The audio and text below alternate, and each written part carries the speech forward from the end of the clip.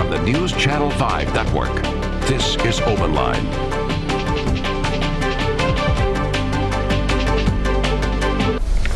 Hello everyone and welcome to this Tuesday night edition of Open Line. So glad that you are with us. Over the next hour we're going to get an inside look into one local university, Tennessee State University, and some of the challenges that they're facing, like a lot of universities across the state are facing with budget cuts, but also we're going to look at a number of positive impacts with Tennessee State University. And what better person to do that than Dr. Portia Shields.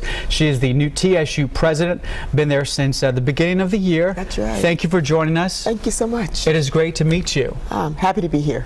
Well, first off, let's give people some background in terms of when you talk about budget cuts. And I mentioned to you just off the air, for the past 2 years they've been warning us that hundreds of millions of dollars in federal stimulus money is going to end this year that have been used to pay for a lot of things at higher ed.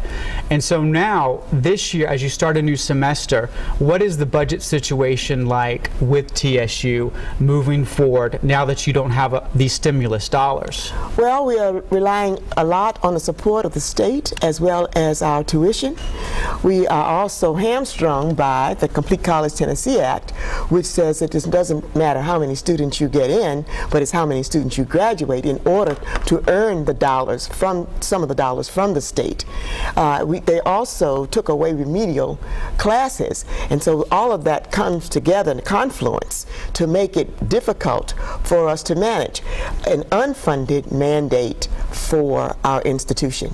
But we have been able to pull together, and we have a number of programs that help our students get out of college, and we're very fortunate that we have been able to do so.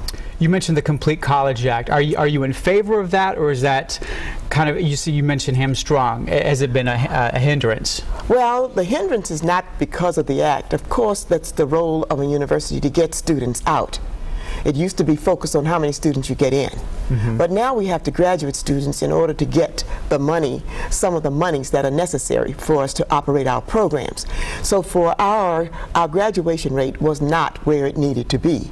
So I say we were hamstrung by the data and also the fact that we didn't get money to fund the Complete College Act. For example, the programs would help students to get out more quickly, we didn't get. No one got them? Or? No, no one got them. Okay. So remedial studies also would help students, because if they're behind, they could take a program that's more remedial and then earn their way back into the regular mainstream, and they were cut also. So what we had to do is come up with innovative programs to get our students in, capable of graduating. And that's what we have done. Our boot camp. Wow, okay. That got them in, kids who needed a little help becoming college ready. And then, now that they're in, we have TSU in Review, where we offer remedial, not remedial programs, but tutorial programs for students anytime, any day. And then we have a program, we tell the students, don't go home for spring break. Stay here, and we'll give you one free course. And they did. And then we had Maymester. That is the time between commencement and summer school. We offered them another free course if they did well.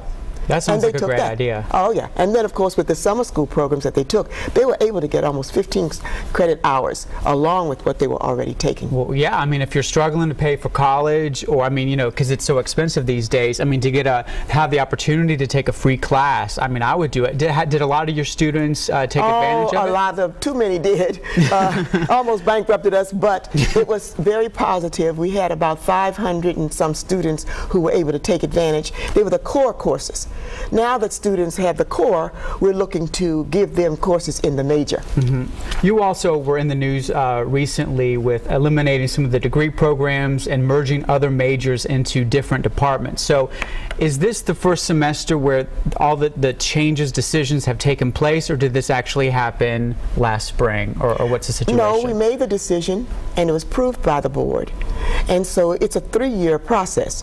So it's going to take until 2012-13 for the programs to go into effect, because any student who's in a major now will be able to complete his degree. But we're not offering any more students that major. We turned the majors that we had before into minors because they were popular, so the students can minor in it, and it will help strengthen the quality of their educations. So when you were looking at what could stay, what could possibly go, or what could change, did you have to look at it from a number standpoint and like, okay, this is a popular course, this isn't, and you know, maybe you just had to kind of do away with some of the courses that weren't really popular? Well, I'll just take one program, for example, the physics program. The physics program had one student in it, the major in physics. And so it was not cost effective to keep that program going. But we're going to have a minor in physics, so students who want to come in can take that along with the other sciences that they're taking. So they can major in math and minor in physics. So we did consolidate, but we kept not only the programs as minors or concentration, but also we were able to keep our faculty and staff without letting anybody go. And we felt very fortunate. Okay, that's great. Is there a ballpark figure that comes to your head in terms of how much stimulus dollars you don't have? Is it like 5 million, 100 million? Well, I think the number 7 million comes to mind. Okay. Don't hold me to it, but that's how much money since 2009 to this point that we've had to give back. And in order to reclaim that money, we have to get more and more students to graduate. So all the universities had to give back something also. In general, what is the biggest challenge these days in getting kids to graduate? No matter if it's at TSU, MTSU, in education, what's the biggest challenge there? Oh, I think it's money. The economic downturn has had a horrendous effect on families that are disadvantaged. And so where before kids could get financial aid that would cover the tuition, now they are not getting that amount. In fact, they're getting half of that amount. So that the parents have to come up with the rest of it for the tuition. The financial aid from the federal government That's right. is not available as much as it was? It's available, but it's not as much money. For example, it costs $12,000 to go to TSU. Okay. That's for in-state students. I think their financial aid package is $5,500. So that leaves a bit of money left for them to get. So what do? Instead of giving up, they go out and they get a job. Now when they get a job, they're not able to take advantage of our internships, our shadowing opportunities, our cultural opportunities. They're going to work and going to class. That affects the quality of their education. And then when we get the resume reflects, I worked at Burger King and I have a degree. What we're trying to do is to get our students to be able to take advantage of what we offer: outstanding international travel, internships with the major corporations around, and shadowing opportunities, all kinds of concerts, trips to get them ready for the work world. All kinds of seminars for them to learn how to budget money, how to invest. Well, if students take advantage of that, they will be competitive with any student who graduated from any of the major universities in the country. Has there ever been a thought of letting the internship start earlier? Typically they're junior, senior. I was very fortunate. I actually got a chance to start interning my freshman year where I went to school in Ohio. That internship turned into a full-time job, and so I worked in television all throughout my college career, and then I was very lucrative when I got out of, college. So has there ever been a thought of, well, maybe instead of just letting people intern their junior and senior, maybe letting them intern early, or is that really practical? Well, I think students need to be work ready. So certainly, if they can find an internship that will take a freshman at the end of his first year, we would wrap our arms around that student and make him ready for that opportunity. Most opportunities do not come in the freshman year. They want the students to have a good, solid academic background, and that takes some time. Yeah. Well, I failed to mention I graduated college with a 2.0, so maybe I wouldn't recommend interning your freshman year to everybody, but hey, at least I got out, right? And you got out in the field that you love, and that's the most important thing. Absolutely. Dr. Portia Shields is our guest tonight, right here on Open Line. She's the TSU president. Give us a shout if you've got a question at 737+. That's 737+. Coming up next, we'll talk about more of the positive impacts or positive things going on at TSU. Stay right there. This is a Storm 5 HD weather update. Sign up for Weather Call at newschannel5.com. Hello everyone, I'm Ron Howes from the Storm 5 HD Weather Center with a look at your forecast now. Radar not showing any precipitation at this time. A broader view of radar showing scattered showers back to our west as a cold front begins to move in our direction. And here's a look at temperatures. These temperatures are updated hourly. And the current conditions now in Nashville. Our forecast for tonight, partly cloudy skies, an overnight low of 64.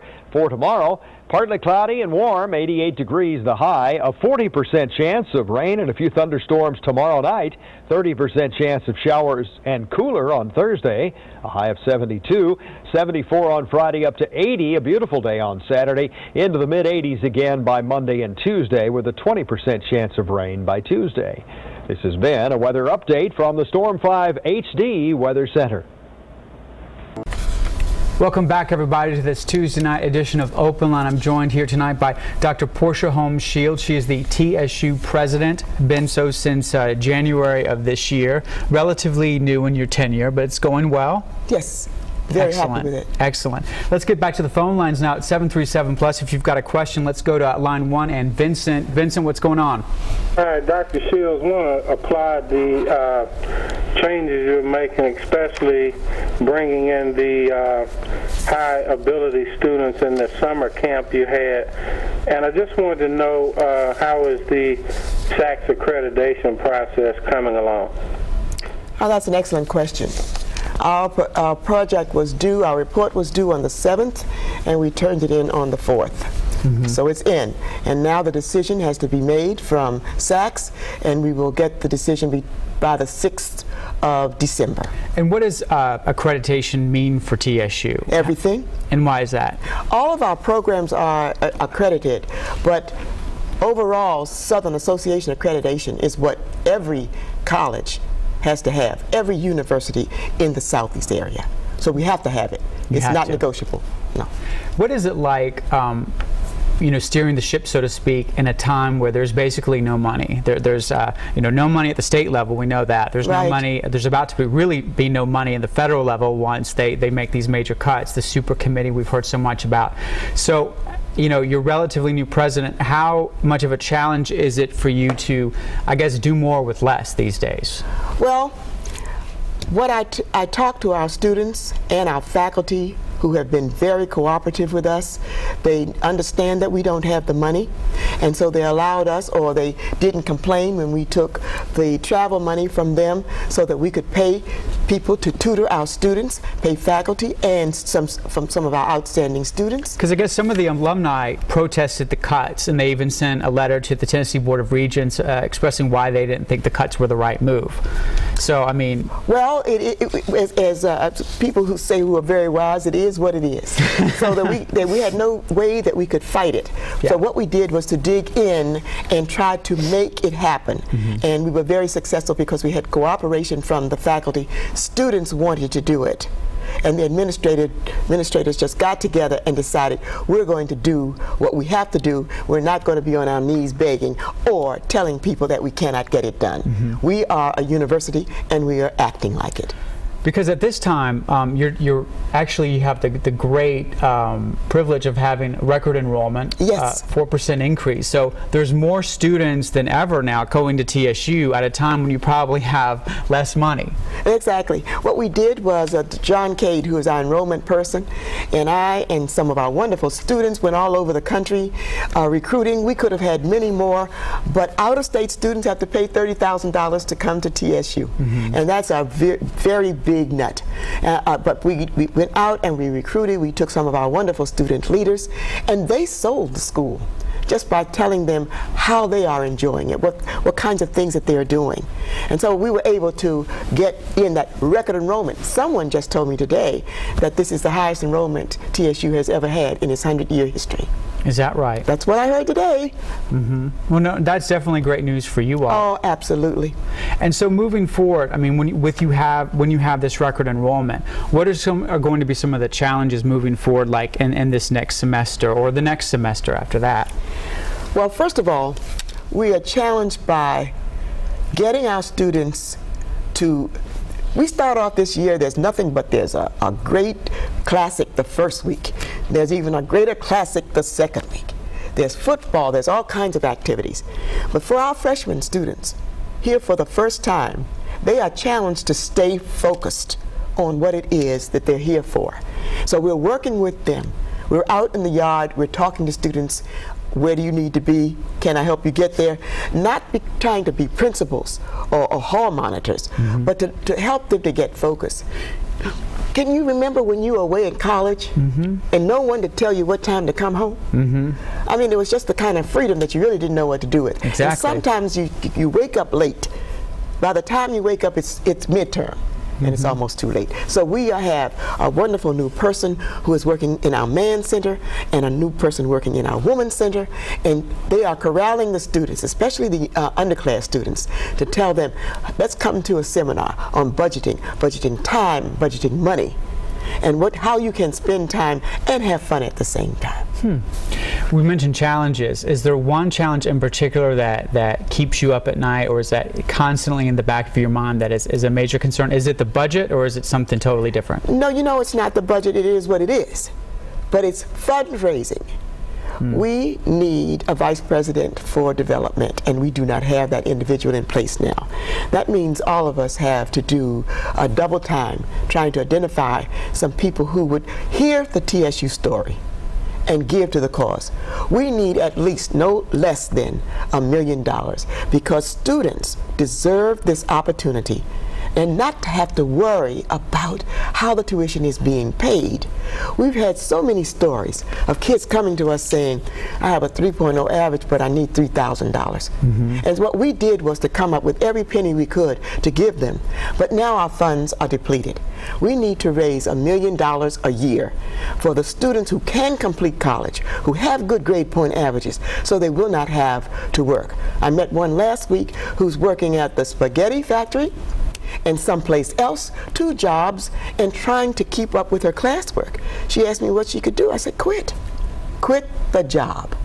Get a job on campus, a work-study job, where you can study when you're not having to run errands or whatever work-study students do. And she's going to do that. I hope I didn't tell her boss that she's doing well, you know. But that's what they have to do. They have to make that sacrifice. I find that our students do not like to make a sacrifice on the new Nordstrom is coming to town. They want to be there. And what we want them to do is use layaway. Exactly, layaway. And wait. Defer your passion for what's out there and get your passion into the work. Really, that's a joy. Reading, learning, interacting, engaging with some of the wonderful staff and faculty we have, that's the joy of college life. It certainly is. Let's take another phone call now. Mike is on the line. Mike, what's your comment or question? Good evening. Just like to ask the Chancellor, what is the average cost for a 4-year degree?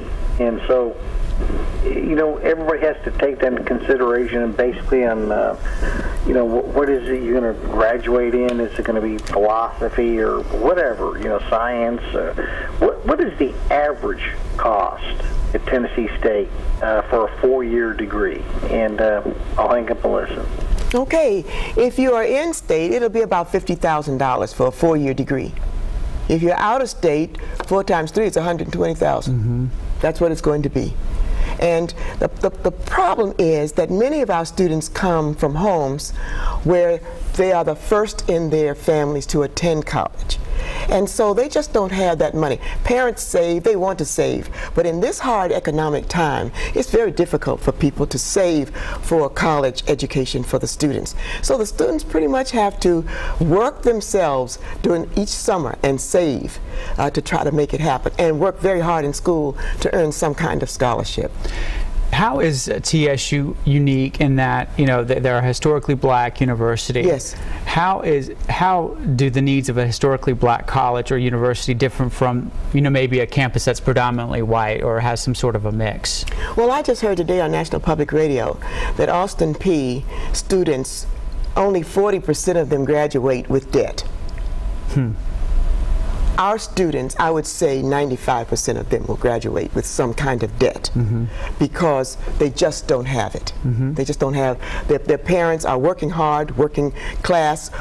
Some of our students are legacies and do have some money, but not a lot of them. So 90% of our students are on financial aid. And if they are fortunate enough, they will borrow money to complete their college. Okay, that's interesting. So let's talk about this. You guys are coming up on a 100-year anniversary. Is that what you mentioned? Yes. Now, what sort of events will be happening with that? Well, our kickoff starts tomorrow with our 2012 convocation. Okay. That is how we open the university. And we have Reverend Gerald Durley, Reverend Dr. Gerald Durley, who is a graduate of TSU, an outstanding person who has been working in Atlanta for years. And he is going to address the students. He knows what it's all about. And we will have students introducing. All year long, we'll have our students introducing speakers and performing along with whoever is making a presentation. We will be having a gospel explosion concert. We're going to have Raisin in the Sun, a play put on by our arts and sciences people. There's so many things going on, it's going to be hard. I understand there are going to be 41 events throughout the year. Right. I hope we can stay awake for them all. That's a big deal. Let's get back to the phone lines now. Another Mike is on line one. Mike, what's your comment or question? Hi guys, how are y'all doing? Good, how are you? Great. Hey, I've got a few questions to ask the lady there from TSU, if I may. My questions is, if a person was working with the homeless and everything up in Nashville, and they had a building all set up for them to come there to get their GED and their computer skills, and they graduated from the program and got a GED, is there any grants out there for the homeless to maybe get in college or apply for any kind of loans or anything like that out there?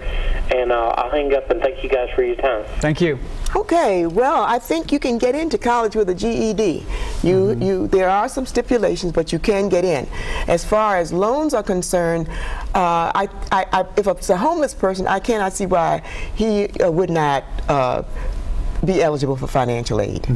So he should at least come and see about it.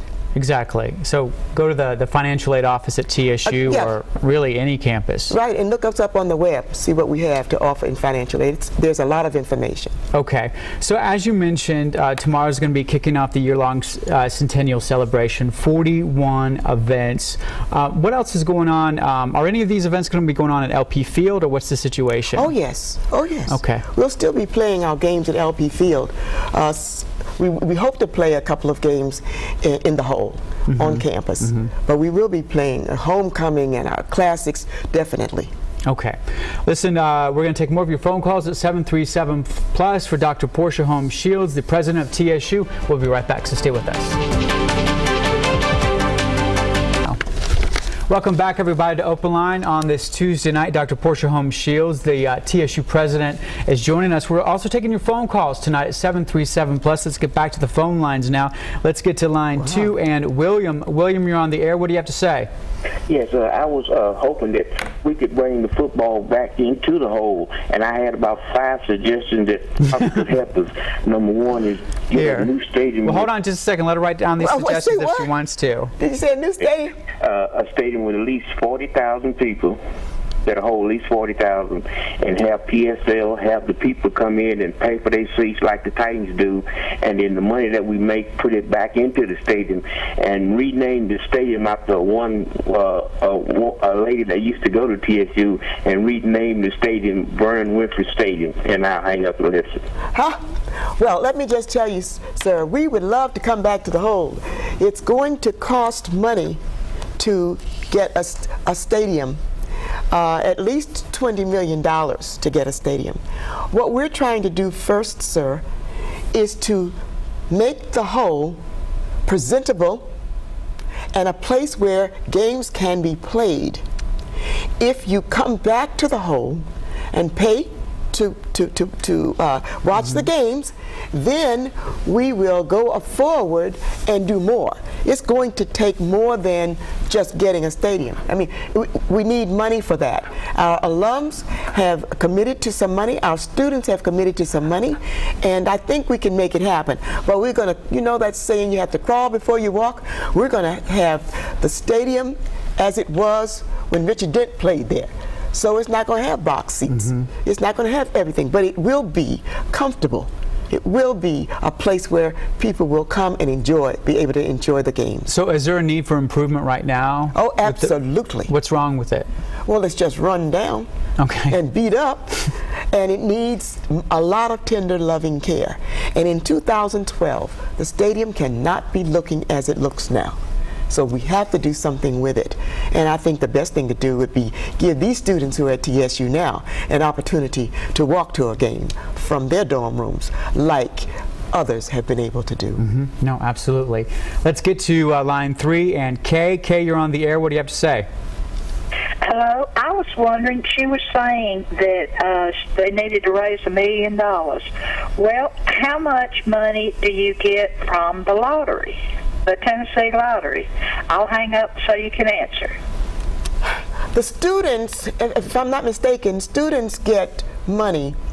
That all goes to the students, right? Yeah, the it goes $2 billion to the student for his or her tuition, if the student has the right grade point average. So we don't get any money from the lottery. Are there a lot of students at TSU on scholarships, or is it a mixture more financial aid? We have a number on scholarships. We have some outstanding students, and thank goodness we have them that are on scholarship. Our football team is on scholarship. Many of our band members are on scholarship. Our cheerleaders, a lot of them on scholarship, but not full scholarship. If they're from Atlanta, they have to pay $30,000 to come. Our students come, our big states, our big cities are Detroit, Chicago, in Alabama, all across Alabama, and Georgia. So all of that is out of state. That means they have to bring $30,000. And that's a lot of money. Oh, no scholarships are going to come from the lottery for that. No. Okay. They're not eligible. Let's get back to the phone lines now. And Laura is on line 1. Laura, what do you have to say? Hi, yes, I graduated from TSU in 95, and whenever I graduated, I applied for grad school. There were only 17 places available out of 263 applicants. I made a statement to the department head that I wish he would decrease the amount of undergrad positions and increase the graduate positions so more graduates get into the school program, because it was mandatory to have your master's.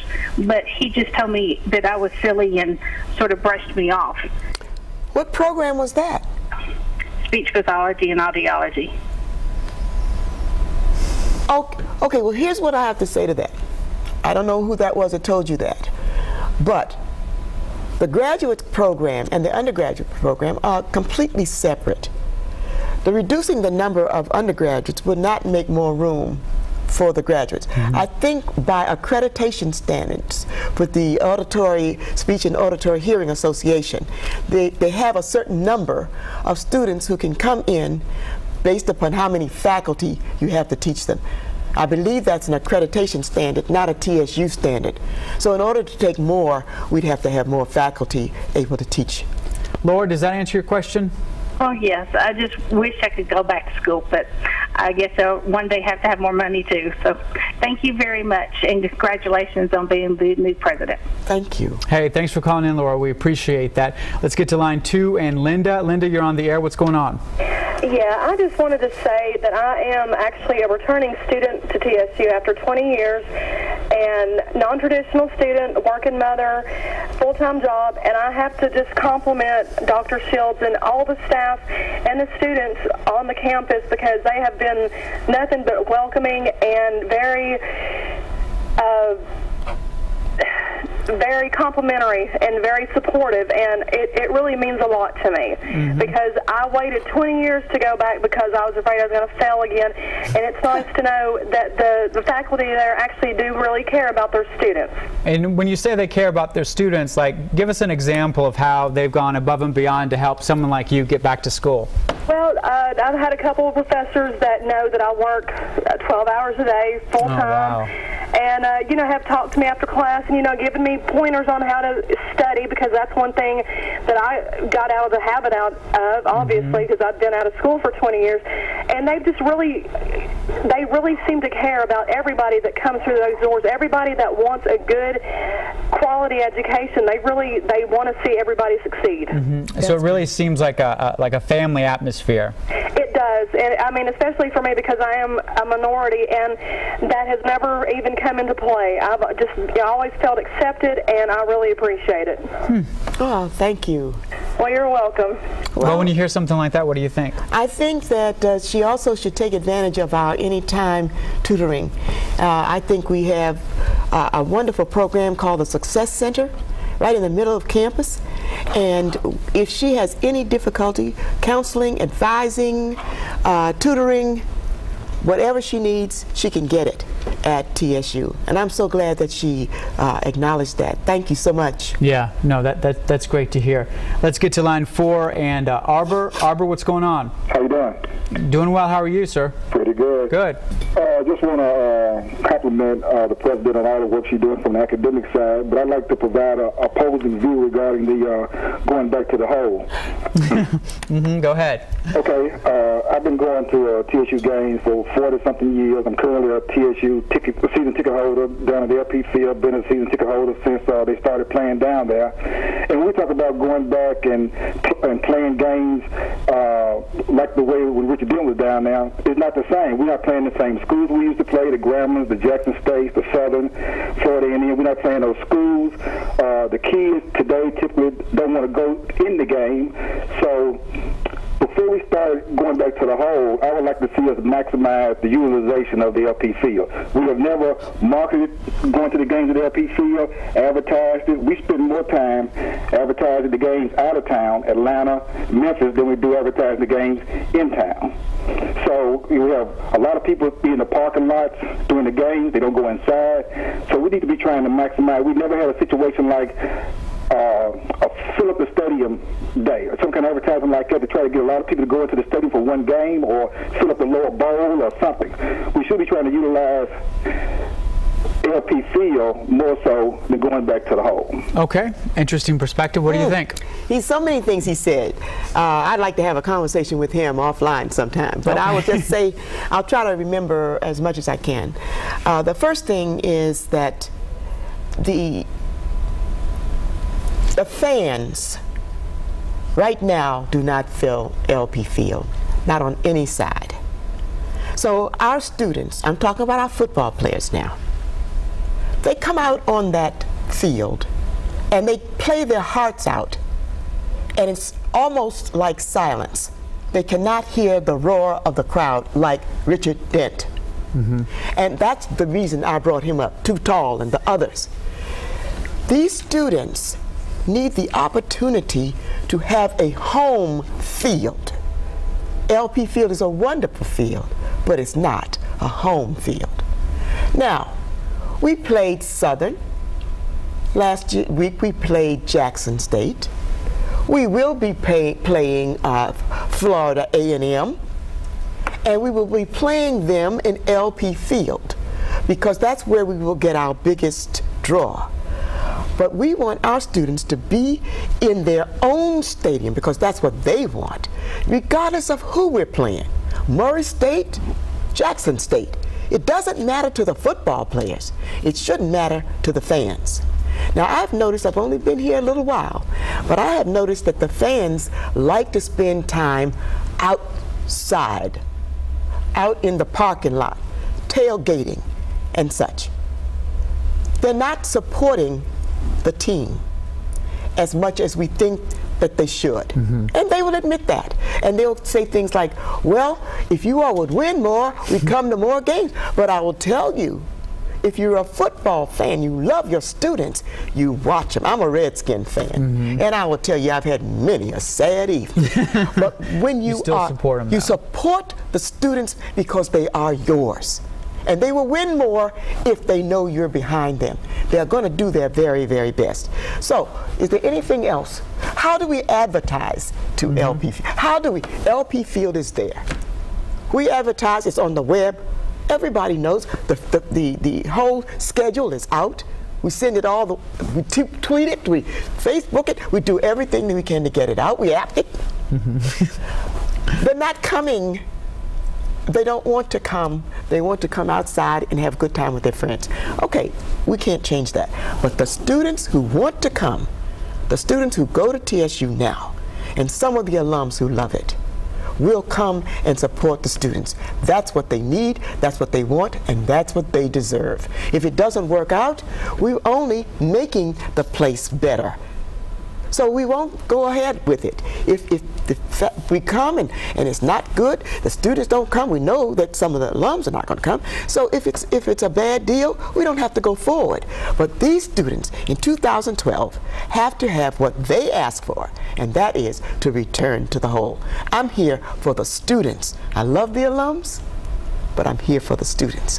Arbor, some closing thoughts on that? Well, I would venture to say that the students are not going to come regardless of where you're headed down there or not. And I agree with her that there's too many people in the parking lot, and I would like to see them do something in the parking lot. For example, if a car of 4 people come in the parking lot and 2 people have tickets to the game, then those people get to go to the game, but the other people should pay a $5 fee for being in the parking lot or get a voucher toward buying a ticket to go into the game versus having all the people just sitting out in the parking lot just hanging out and loitering. Yeah. There should be some kind of charge that we could... We're doing that, sir. That's what we're doing this year. You have to buy a ticket to the game in order to tailgate. Is that new this year? That's new this year, okay. Yes. We're doing the best we can. I went to the first game, and if you go out there, I guarantee you, everybody in the parking lot do not have a ticket to the game, and everybody that come into the parking lot should pay regardless of whether they go into the game or not. Exactly. They should pay for parking. They should pay some amount of money for being in the parking lot, and then if they want to take that voucher, $5 for example, and put it toward buying a ticket to go into the game, but the emphasis should be going in the game, not being in the parking lot. If I go to a Titans game, for example, or a Vanderbilt game, when everybody gets through tailgating, the game is ready to start, people go in the game. How are we going to be? How can we fix that? You tell me how we can fix that, and I'll fix it. Like I said, if a car comes into the parking lot, okay, there's 4 people in the car, right? Yeah. 2 people have a ticket. Okay? Those 2 people don't have to pay anything because they have a ticket. You have to pay for parking. The other 2 people that do not have a ticket have to pay $5. Okay, sir, but that won't make them go into the game. You make them buy a ticket, but you know, that's like leading the horse to water, but you can't make it. But at least we have the revenue coming in that we can maybe put toward advertising to do something like, let's fill up the lower bowl day, for example, and get people to go into the game. Okay. That's a good idea. To fill up the lower bowl, some kind of advertising like that. Let's have a fill up the bowl day, reduce the ticket prices to just fill up the stadium for one time to be able to say, I went to a game down there several years ago, I can't remember what game it was, but we actually filled up the lower bowl, sold tickets into the club level, and sold some tickets in the upper deck. It was a great day. We did that back when it was winning quite a few games back in the LC Cole era, but we still should be able to do something like that. I just want to see us fill up the lower bowl on a regular basis for some of the games. Good idea. Thank you. Thank you, Arbor, very much for calling in. The phone lines have lit up, so we're going to take a quick break and take more of your phone calls at 737+ when we come back. Stay with us. This is a Storm 5 HD weather update. Sign up for Weather Call at newschannel5.com. Hello, everyone. I'm Ron Howes from the Storm 5 HD Weather Center with a look at your forecast now. Radar not showing any precipitation at this time. A broader view of radar showing scattered showers back to our west as a cold front begins to move in our direction. And here's a look at temperatures. These temperatures are updated hourly. And the current conditions now in Nashville. Our forecast for tonight, partly cloudy skies, an overnight low of 64. For tomorrow, partly cloudy and warm, 88 degrees the high, a 40% chance of rain and a few thunderstorms tomorrow night, 30% chance of showers and cooler on Thursday, a high of 72, 74 on Friday up to 80, a beautiful day on Saturday, into the mid-80s again by Monday and Tuesday with a 20% chance of rain by Tuesday. This has been a weather update from the Storm 5 HD Weather Center.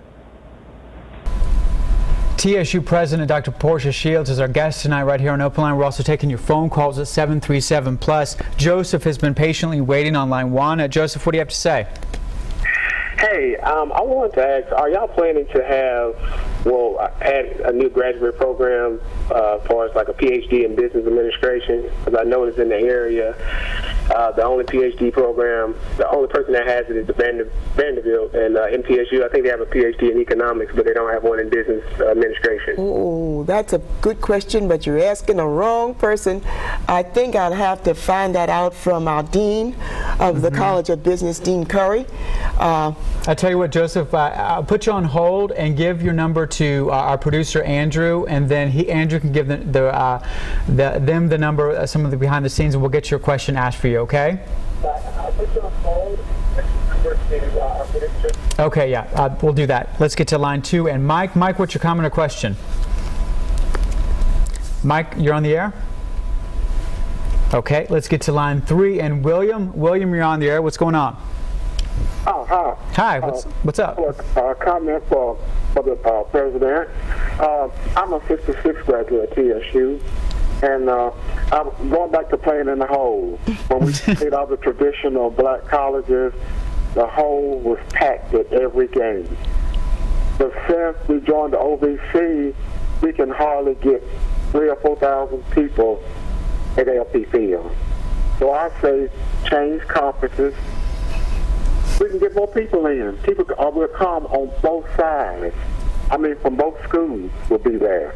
But now, we only draw, at a conference game, we do good to draw 4,000 people. But when we play Jackson State, Grambling, or Florida A&M, it's 50,000, 60,000 people there. So I say go change conferences, the crowd will come. What do you think about that? Well, I think that our athletes have the highest graduation rate of any of those schools that he's talking about. And after all, we are an academic institution. We need to beat whoever we play, and not because of a certain school. Yes, the HBCU rivalries are very strong, but commitment to the football team, to the basketball team, should be there for the students regardless of who they play. And so I think that it would be nice. We have the classics and we do play other HBCUs, but I enjoy being with the students who are doing well in school, because the league requires certain things. Other schools have had some difficulty. And so making sure that our students, our athletic director, and all the people who are working for our students, after all, who are students and probably not going to the pros, we need to support them whoever they play. So yes, I think playing HBCUs will be good, but whoever we play needs to go down. We need to take them down because it's a game we need to win. Now, so, are we breaking, Andrew? Okay, let's go to line Mike. Mike, do you have any sense? Hey, I hate to bother you, but I got a question to ask. Have they done anything at TSU? This is something I was kind of wanting to know. Do they have recognition for Boots Donnelly? I mean, do they have a stadium named after him up in at TSU or on the campus anywhere? And would there maybe a governor might consider having a Boots Donnelly Day in memory of Boots? I mean, I'm not saying the lady that you have on your program's done anything wrong. I just like to know if we could recognize Boots in any way. Because, I mean, I'm a big TSU fan to go TSU all the way, and I just want to know, if there's anything been done like that up in TSU, and I'll hang up, and you guys have a great day up that way. Thanks you again. Too. I have to plead, I do not know who Boots is. And so I don't know that if they have ever recognized him, whether he was worked at TSU, played at TSU, was a coach at TSU. I really don't know, but I can find out. Okay, excellent. Now let's talk about, in 2010 you received the President's Higher Education Community Service Honor Roll Award for the third year in a row. So community service is a big deal at TSU. Yes, it is. Yes, it is. And so much so that we've expanded it to require every freshman who comes to TSU to provide community service. And there's a method in our madness. First, they need to learn to give back. We all need to do that. But secondly, we find that when students go out and do community service in various areas, they begin to see themselves with a job in themselves with a career, and so they're asking, what can I become?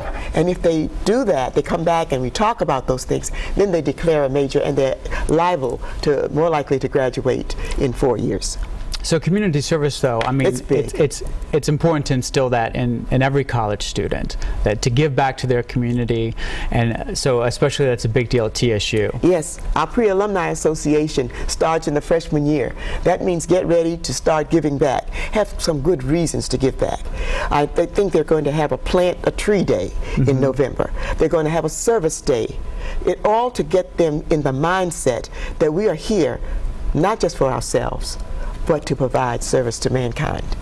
Okay, we've got 2 minutes left here, and you mentioned, a few minutes ago, you've got to raise $1 million over this next year. How are you going to do that, and where will that money go? It's going to go for scholarships for students who are doing well, who can complete college. We're going to give them the money to help them do that, and so that they can strengthen their resumes through some of the programs that we have on campus. How we're going to do it? What I'm looking for now is about 6 friends who will find someone to give some money to take me on an ask. I would like to present a case statement. I would like to also take 1 or 2 of our students so they can see the product that we are developing, to see if we can encourage them to give to TSU. I'm looking forward to going out because these students are a story that's worth hearing. And you mentioned scholarships. These are for the kids that maybe are raising money, and maybe there's $3 grand left that they don't have to get to school. That's right. We've had some students who had only a $400 need, and we were delighted to be able to help them because they were on target to graduate. And so that's a worthy cause. It helps us to do what the state wants us to do, but it also helps our students to succeed, and that's what it's all about at TSU. Okay. Back with some final thoughts in just a second, so stay with us.